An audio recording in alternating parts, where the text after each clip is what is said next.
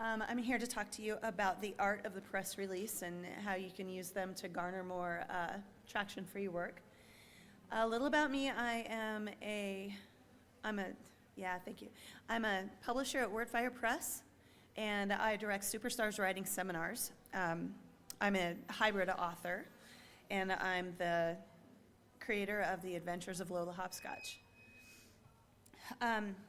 So I got started learning about press releases to get reviews when I was hired on at WordFire, because my boss is Kevin J. Anderson. I'm also his personal assistant, and we were really struggling to get reviews from editorials like Publishers Weekly, Book Lists, Locust, those ones.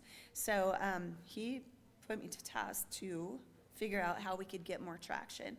And so this is what I did with a whole lot of research, a whole lot of calendar stacking. We're gonna talk, about stacking your calendar in order to garner these and give the people who are gonna give you these reviews the time to do their work too. So, with no further ado, let's go ahead and dive in. Okay, so your calendar. It says 18 months right there, and that is a really important number. I say 18 months, and a lot of people look at me like I'm nuts, but I'm not, because you don't want to crowd your projects, number one. Especially if you're a self-published author, you have a lot of things in the pipeline. You're doing a lot of work for the books that are already out. You're doing a lot of work for what's coming up. If you're trad or hybrid, there are things that you can do to help get reviews for your work as well. Don't leave it all up to your publisher, right? It's a partnership these days anyway. The days of the big trad deals where they do every little thing for you, those are long gone. It's more of a partnership. So be prepared to, go ahead and try to get reviews for your work. Okay, so your calendar is going to be your biggest tool. I have mine on my phone. And I have a work calendar, a personal calendar, my author calendar, and a family calendar that all come into one Google Calendar, and it's all set up with really nice, differently colored time blocks. Okay, so that's a really good hint as to how you can keep track of what's going on during those 18 months. So get a calendar app that you are in love with, just learn it by heart, figure out the notifications, figure out how you can set up your project management software to give you notifications through your calendar, and just love it and totally live there. And whenever you're working on your project management, you can also set up some nice reminders, for the things that are going on during your review processes, so that you can keep working on that. Okay, so why do I need 18 months? Nobody had ever struck out with a new project and said, I'm going to get started late. That's exactly why. So we're going to be asking a lot of different places and people and entities for reviews of our work, right? We're not just going to rely on somebody that might pick the book up on Amazon. Different places need different bits of time. So why I say 18 months, that's the beginning of the concept for a new book, or if you're a publisher, that's when a manuscript lands in your hand. Okay, so then you look at the calendar and you count forward 18 months, and then that's when you're going to get started. So then you set up a timeline coming back from 18 months so that you know where you are. If you're going to get started with Publishers Weekly is a really, really great example of this. They like to have an arc in hand 6 to 9 months ahead of release day. Okay, well, if you're in India like me, that means, you need to get started making your arc, and you have to have cover art, or at least a concept of what the cover is going to look like before you send the arc out. You have to make some decisions like, am I going to use BookFunnel to send out my e-arcs? Am I going to print a certain amount of arcs to mail off to places like, Kirkus or Locust or what? So you've got a little bit of planning to do in the interim there. You need to decide who you want to engage, right? With the first press release that you have is actually a press release that announces this thing is coming soon, right? This title is coming soon, and you're really excited about it. And here's a box about the author, and here's a box about when it's going to be available, and here's another box on the same one sheet that says, this is how we're going to do it. We're going to do an audiobook and a jacketed hardcover and an ebook, okay? So that's your first press release. Are you going to engage local media? You would be surprised at how many small media places around you in your town really do want to know that you're writing a book and you're getting ready to release it. Okay, so don't count them out. You're going to want to do a lot of research within this 18-month period.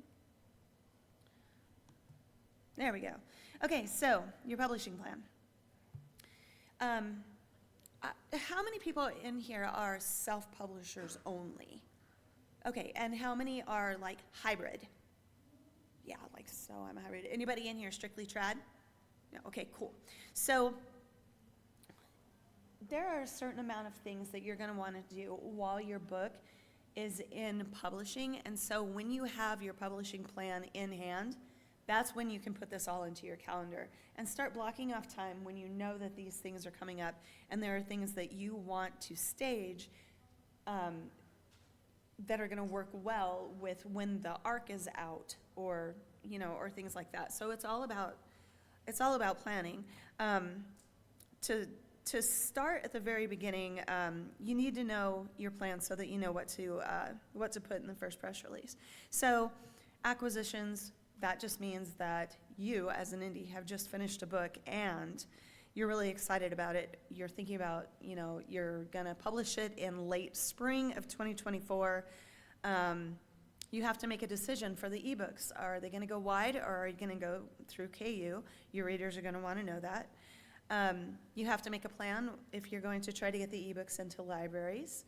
So are you going to engage somebody over at Draft to Digital and set up an account there so that you can get the ebook into Overdrive so it can get to libraries? Are you going to do borrow box? I mean, there are so many little bits of distribution here that will help you get this out so that the people who get a hold of the press releases know where they can find these things. Because they're going to ask you on your press release, you're going to say, for questions or for author interviews, email me at info@marie.com or whatever. So they're going to ask you these questions anyway. These are things that you can put on the first press release that will help you. Whoops, I skipped one. That will help you, no, that was right. That will help you be ready for those questions. Okay, so we are gonna talk about 5 different kinds of press releases that have all worked really well for me as I developed this plan. So the first one is the coming soon. That's the one I was just talking about. You just finished a book, you figure you're gonna publish it next spring, and you're really, really excited about it. So this one is, it doesn't have cover art on it or anything. It just lets the world know, all the media around you, your current readers, your newsletter, you know, your readers group, they're gonna wanna know this. Hey, this title is going to be available pretty soon. Here's a rough description of it. It's all on one piece of paper, and you'll go ahead and send that out like 9 to probably 12 to 18 months ahead of release date. The second one, cover reveal. Yes, this is when you get the art and things start getting real for the project because it becomes visual. And your readers always, they'll see a cover and it like checks a different box for them. It kind of makes it more real. So when you get your cover art, that's when you'll do your second press release, right? Third press release, the advanced review link, right? So you're gonna send out e-arcs.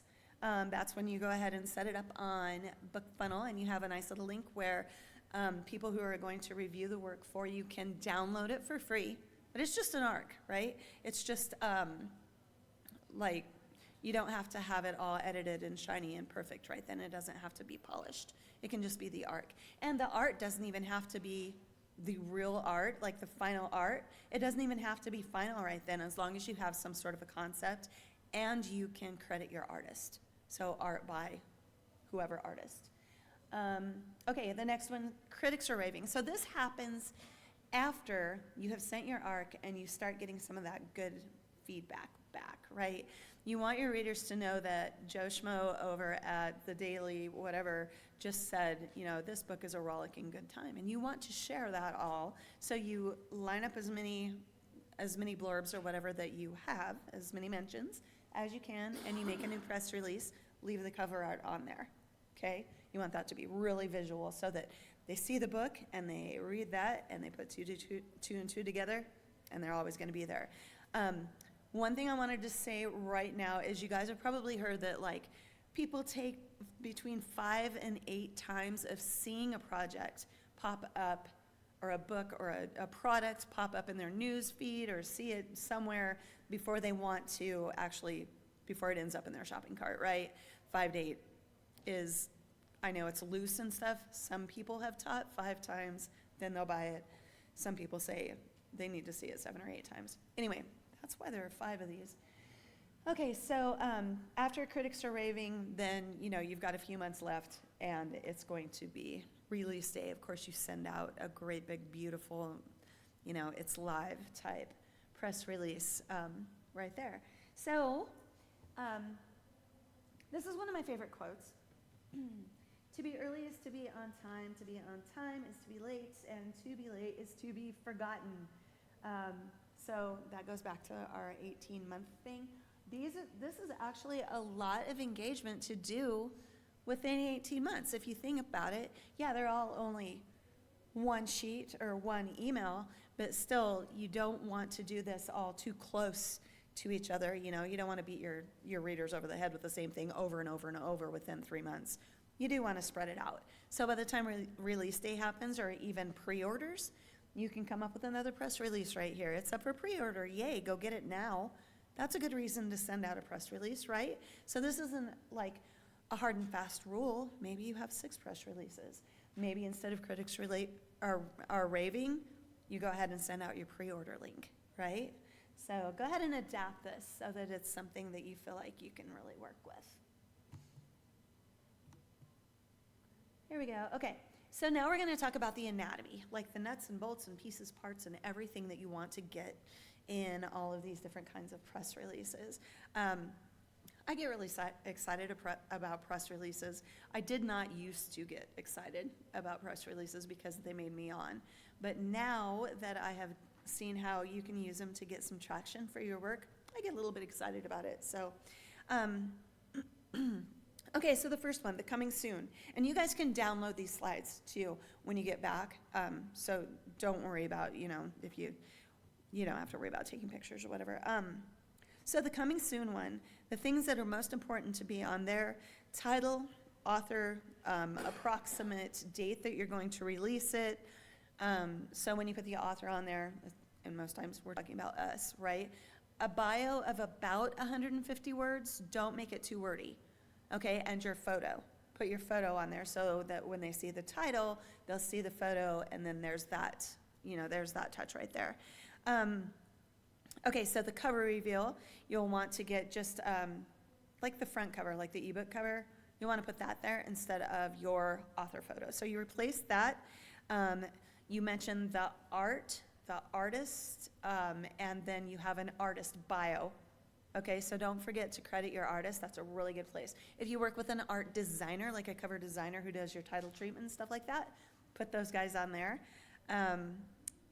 Mention if it is the final art or not, and mention what you love about it and how it ties in to the theme of the project. You know what I mean? If it's like an epic fantasy or something like that, put in a couple lines about why you are so excited and you know that this is the right art for your work.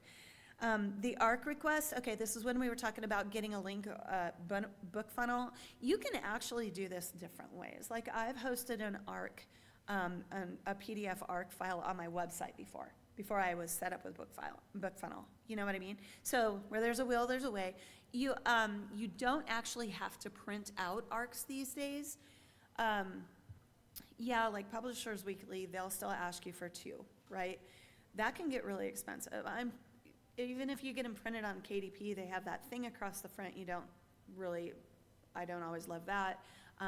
You can get them printed at Ingram Spark, and then you're talking about like maybe $3 to $4 for a paperback ARC, and then you have to ship it. So find ways to get this done where you're not breaking the bank. If you feel strongly that you really do want to send out print ARCs, then just curate a really solid list of where you want to send those. But I don't suggest doing it.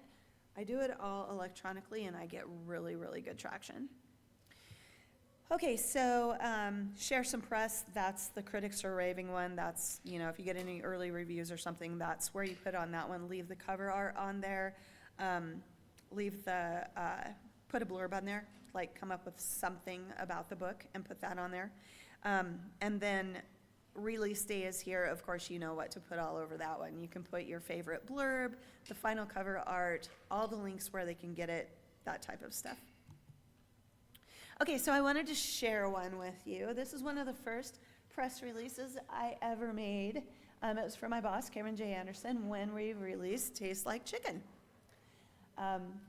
Tastes Like Chicken is hilarious. It's a zombie PI book, and I just about could not stop laughing. But he tasked me putting together my first ever press release, and I was a nervous wreck. And I'm thinking, what kind of a hook can I put on this book? I don't even know, right? And so I came up with Cluster Cluck, and he absolutely loved that. For some reason, he thought that was the best thing ever. He laughed for like 5 minutes straight. And so here's my hook, right? First thing you put up for immediate release, you can change that text if you want to, but it's a classic, okay? And when you're engaging newspapers and stuff like that, why not speak their language, really? So for immediate release, WordFire Press is, proud to present Tastes Like Chicken. Here's my hook. That's always in bold towards the top of your one-page press release. And then if you have any press or anything like that, I wrote this up. Anderson continues to delight, just because it was a book in series. Okay, so yeah, and then we had the cover art already, and then some nice text about it. Okay, my opinion, and since I got started, that is way too much text. Way too much text. Knock that out of there, right? You want little bits of text that are broken up, maybe even another image on here. Put a smaller image of the author. Make this really visually appealing rather than hunks of text. So that is one thing that's wrong with this, okay? You don't want those ginormous bunches of text. You could even make this smaller on your one page, make the cover a little bit bigger, enlarge the size of the cover on there, so that you don't put those humongous blocks on there. Was there a massive typo? Oh, did it? Did it? Yeah. Yeah, so this one definitely needed some work. This was way back in the beginning when we first got to work on it. Okay, yeah, so you'll want to put a contact on there. Don't make it something that's too personal where people are gonna bother you at your private email address. So info@thisismypress.com, get one of those, okay? And then here again is his really old bio that I copied and pasted somewhere. And the really important stuff, okay, Tastes Like Chicken down here, this is where you can let readers know all the ways that they can pick it up, the pricing and the ISBNs. Of course, you can see this was way back in 2017, I guess. And I don't even think this was the one that went out, but it has the pieces parts that I wanted to tell you about. And Do you actually work with your beer to brush? yeah. That's the book we're buying. I've got that book. I did not connect that when you said that. So Yeah, we just did Clockwork Destiny. That's all good stuff. Yeah. Okay, all right, so we can talk about elements now, yay. The nuts and bolts of it. Okay, so the things that you're going to want to put on, okay, your name and your email address. Think of it like a business letter. I don't know if you guys ever had an old typing class where they taught you, this is the format for the business letter. Think back to those days, only don't be so, cold about everything. But yeah, so your name and your email address, location, Monument, Colorado, wherever you're going to be publishing this sucker at. And then, Dear Mr. Smith. Now, that's a really important line. Notice how that doesn't say Dear Readers or Dear Editors or something like that, because at this point, you have done your research and you're sending this letter to a human that has a name. Okay, send it to a person. This is also about establishing relationships. Okay, I have relationships with people at Publishers Weekly, people at Booklist, all of the big ones. By now, since I've been doing this for 8 years, I've built up a relationship with them, and I can just say, hey, Chris, here's this one. We're really excited about it. It's coming in June, kind of a thing. So don't ever make it like a form letter kind of a thing, you know? This is about warm and fuzzies and good feelings and relationships. So, okay, and then after that, introduce the book. That's that hook that I was telling you about where it's always bold and it's like right under for immediate release. That's where you put your hook. And then a little about the book, like introduce the book. That's where that block was far too big, the one with the big hairy typo in it. That was far too much text. Okay, so maybe just a couple sentences. Don't make it too much to read. And then your wonderful link, click here to download an ARC copy for free. You don't need a password. You'll get to know these people. Some of them just automatically want a PDF. They don't want to go and download anything. They want a PDF, and they'll hit you back with an email right away. Where's the PDF? So be ready for that. Okay, the book cover, like we saw, small book description, really tight book description, maybe even a log line. Okay, just make it really, really small. And then on the other side, you know, these are other ideas depending on which press release you're building at the time.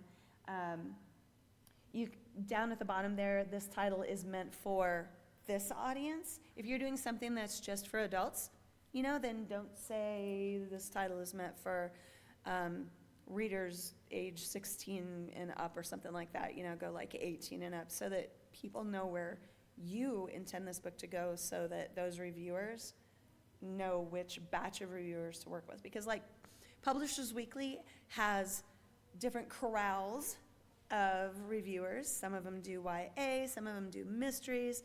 You want to be sure and give them that information there.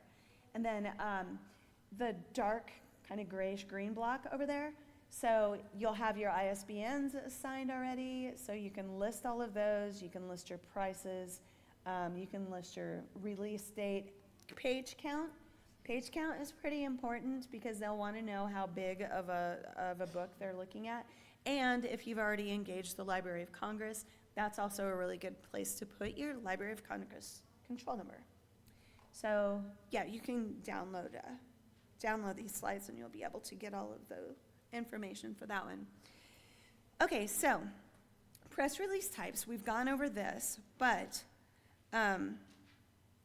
whenever you go, what we just went through was like a call for reviews with that one right there. That was a press release that was good to send to Publishers Weekly, Booklist, and also your list of bloggers. You know, bloggers they love to get press releases. And I say press releases, and what I'm talking about is just an email announcing something, right? Back in the 1940s and 50s, yeah, we called these press releases. But all you're doing is sending out an email. If you really wanted to get crazy, you could print these out and mail them all nice and shiny to someone, but you don't need to. And honestly, we're talking post-COVID here. Nobody really, they stopped taking print books during COVID. You couldn't get one of these places to open a box with a print book in it, right? So if they could establish a process where they were able to give you a review during COVID, which they did not stop giving out reviews. They did stop getting print books. They can still give you a review right now, even though they say you can send them print books. So you just don't even trouble yourself with mailing something. Send an email, save yourself some time and a stamp. So one of my favorite reviewers, a really good example of a blog reviewer is I Smell Sheep. Now, I Smell Sheep has a blog, and I can send them just about anything.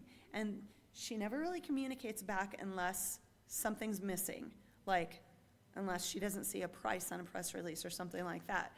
But the way I found I Smell Sheep is I sat for 3 hours one day and I Googled book reviewers.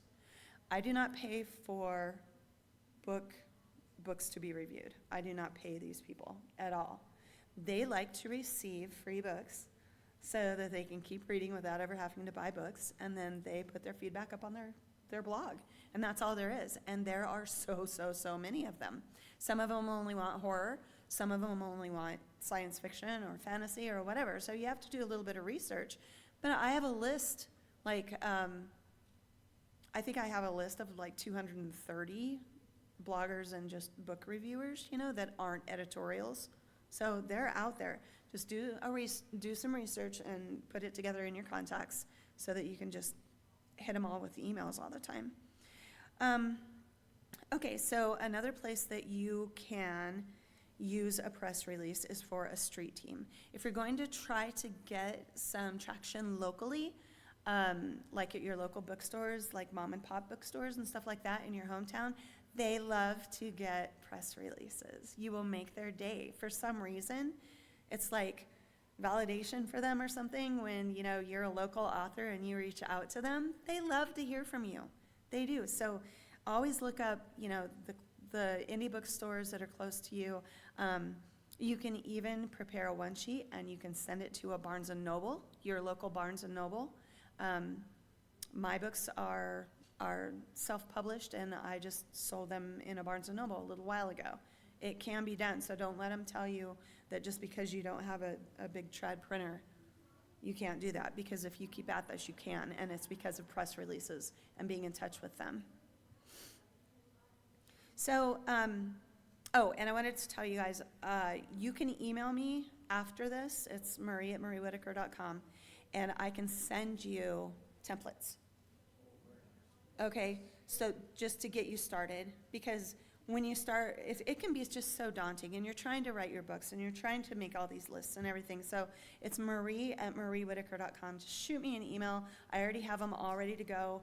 It takes me no time at all. I'm here, to help authors, because I get so much help from authors, from everybody. So please email me so that I can give you those templates. Okay, where are we? Okay, so I brought up the Library of Congress, and I really want to talk about this for a second. It should be part of your outreach plan. It really should. Why not get your title in the biggest honkin' library in the world? Okay, why not do that? Why not have it listed there? It makes it easier for libraries to find your stuff. If you can just get like one of your books, like first in series, listed with a library near you, it's a gateway. Okay, it's a gateway for your other stuff. So, the Library of Congress will want to know about your book pre-publication 3 months, okay? And we did talk about our 18-month plan. So 3 months before release, 6 months before release, go ahead and do a little tickle file in there. It's time to engage the Library of Congress, okay?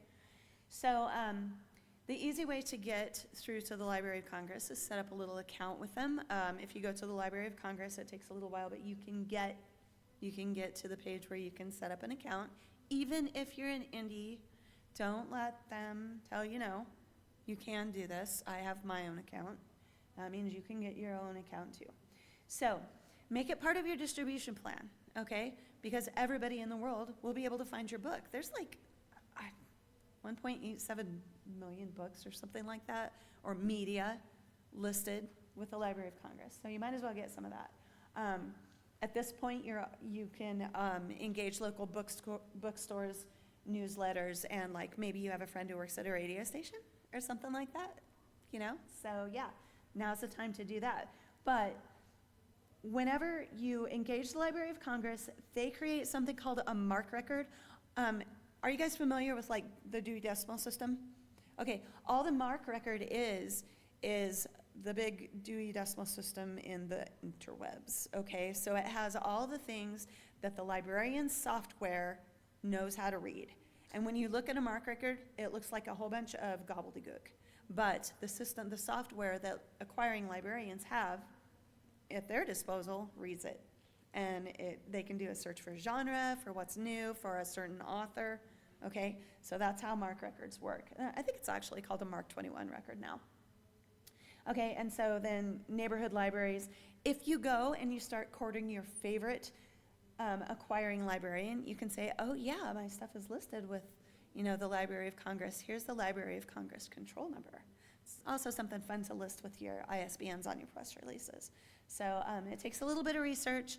I was gonna do a talk about the Library of Congress here, but turns out the room that they wanted me to do it in didn't have any AV in it, and it wouldn't have worked very well. So if you email me for templates, if you want more information on that, I could probably send you the slides for the Library of Congress thingy too, because there's links in there to find the stuff. Okay, stacking your calendar. Now we're really going to dig into the 18-month thing.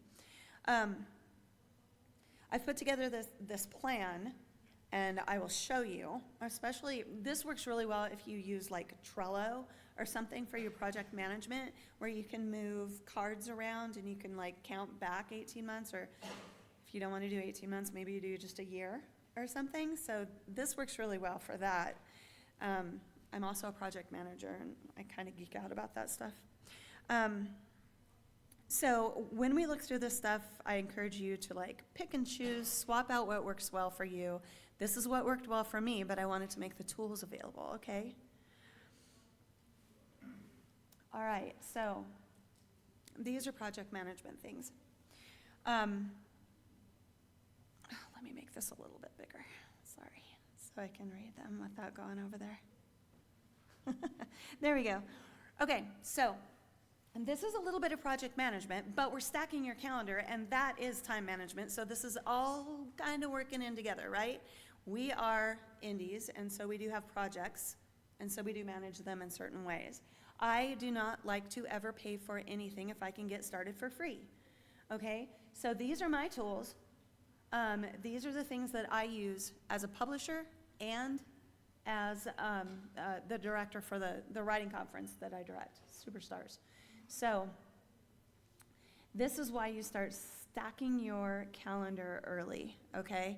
You'll notice that right in the middle of this chart is a word that means a lot, sanity. Okay, so that's why we get started early, okay?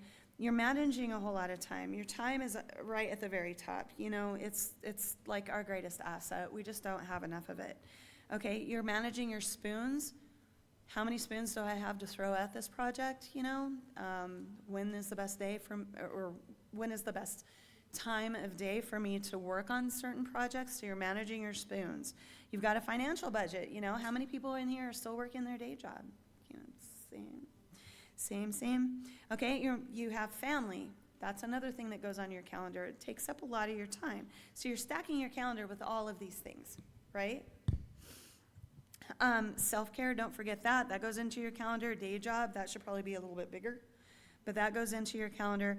And then over here we have your writing career, and way over here off in a little bubble you have your dreams. So you need to find the balance, and that's why I'm talking to you about giving yourself 18 months, okay, for one book. Of course, you're going to have other things going on within that 18 months because you started another book 6 months ago. So that's in a different process, right? You're spinning a lot of plates. You've got one book that's out for ARC review already, but you're just now announcing this one 18 months in. You see what I mean? It's not like you're going to be doing nothing in between tasks for these projects. Okay, so that's how I find the balance. Spread this out so that you're not going crazy. And this is how I remain sane with my jobs and still being able to publish my own work. Okay, so this is a timeline that I put together that, they're tips for success. They seem a little bit random, but these are things that I have learned, okay? For your ARCs, you want to get them out 6 to 8 months ahead. Like 9 months is probably better, of release day. Okay, you want to give these people that are going to give you their valuable feedback plenty of time to do their work, okay? You want to foster relationships. Remember how I said, I pointed out Dear Mr. Smith? That's a really good example. If someone gives you just a glowing review of your book, thank them. Send them a Christmas card. You know, just really establish a great relationship with them, because when you have your next book out, or the second in the series or something like that, who are you going to send that book to? Right? So you want them to be eager about it. Next, gosh, I can barely read that. well, anyway, you guys can get the slides. But something about, oh yeah, KU. So if you're just publishing to KU, the kind of reviews that you're wanting are for the readers that are going to throw up a review right there, right? So this changes your process just a little bit, because those readers, they don't act like editorial reviewers, right? They're waiting to get their hands on the next thing that you're putting out so that they can post a review for you.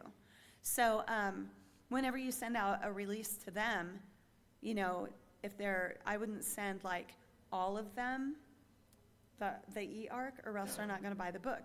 But you can engage like maybe 100 of them, 100 readers, send them the e-arc link so they can download it and be ready with their review, and then you can drop the price of the review on day 2 after release day. Drop the price of your book to like 99 cents or something like that, so they can pick it up at a discount, and then they can place their review right there at a discounted price. Let them know ahead of time when that day is going to be, and then raise the price back up. Okay? But that's going to bump you anyway. That's going to do good things for your book on Amazon anyway. So that's a good way, you know, to give them a break for what they're doing for you. Don't purchase coverage. So Kirkus Reviews, they have a really nice thing going for indies where you can pay for a package. I think it's like $349, and they will give you all kinds of reviews for your work.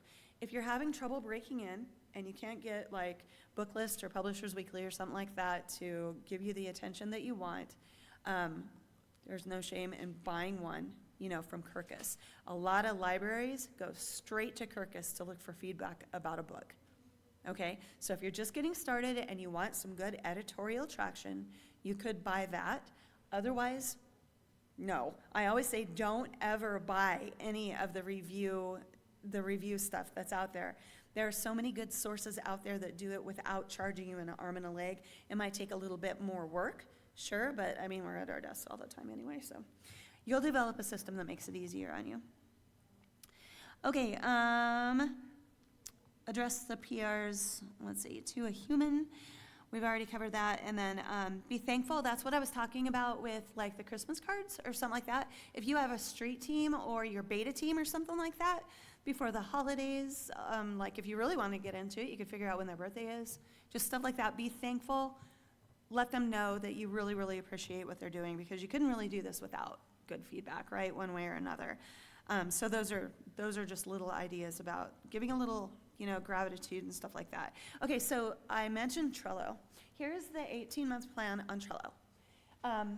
Being a project manager and a creative, I am really visual when I do my stuff. So I love Trello, and Trello is absolutely free. You can set up an 18-month plan just like this one, months 1 through 6, months 1 through 12, months, all the rest of them, right? And put the different tasks that you're going to do. You can seriously make this all about what engagement you're going to do if it's just about press releases in each one of these blocks. So yeah, Trello, check it out. You can totally make an account for free and get started so easy, and you can make it really pretty. It's really cool. Okay, bragging time. So these are some of my favorite reviews that I got after I figured out what I was doing with press releases. I have the pleasure of publishing Alan Dean Foster, and whenever we've published his latest epic fantasy, I sent it out to Publishers Weekly and Booklist, and I pulled these quotes out of the articles that they sent back to me. But this is what it looks like when this is a pull quote. This is two pull quotes.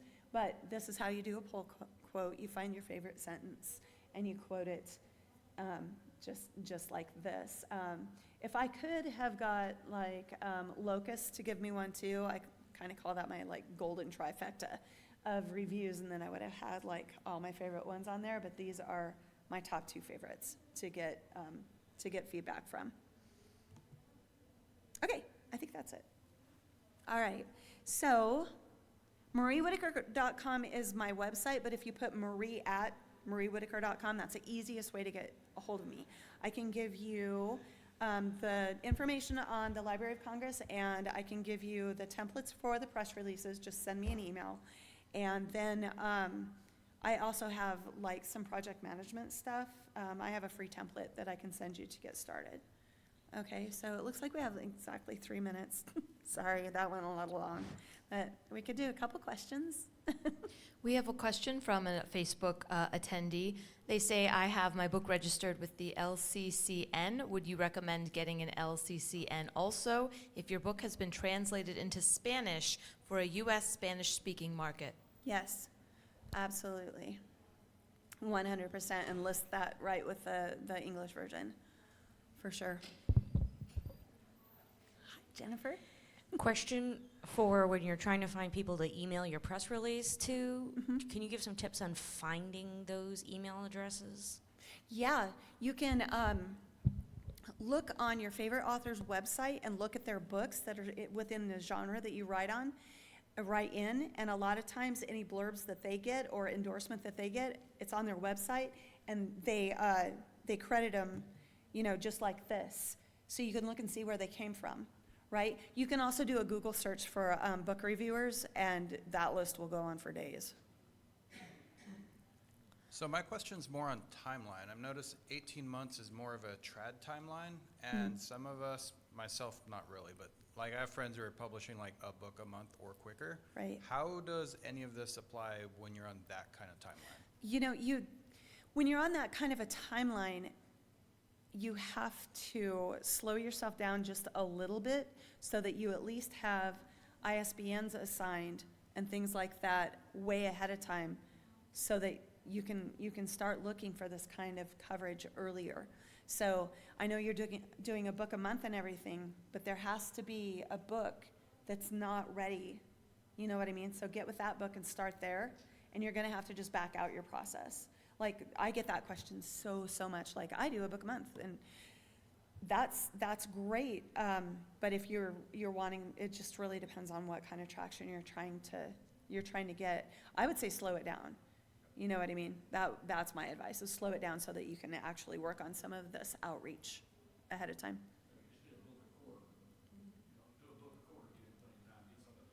Yeah, for sure. Hi. So I got a Library of Congress number for my first book. It was a kid's book, and I published under my name. I just did a book under a pen name, and I published it. Can I get a Library of Congress number after? Can you get one after something's been published? So you're not going to be able to get a Library of Congress control number, but you can engage the Library of Congress and offer to give them a sample of the book. And sometimes they'll say yes, and sometimes they'll say no. But you have to email first before you just mail them a copy of your book. Mail them a one sheet, with all of the information and why they want to do it. It's just like a pitch. So after the fact, it can still happen. Okay. Upset. Oh, darn it. Well, go ahead. Just a quick one, though. Yeah. Sadly, I didn't have your good advice for the first 3 books. Is there a way to do some go-backs? Dear local newspaper person? I've got Yeah. For your local stuff, just go ahead and do it. You can say, hey, I'm having a book sale right here. I'm going to be at this one place, so center it around your next event. And go in there, too, is the thing. Go in and shake some hands with a copy of your beautiful book, and that way that gives them the visual to hang on to. Yeah. Well, thanks, guys. I'm so happy I didn't lose my voice. I was worried.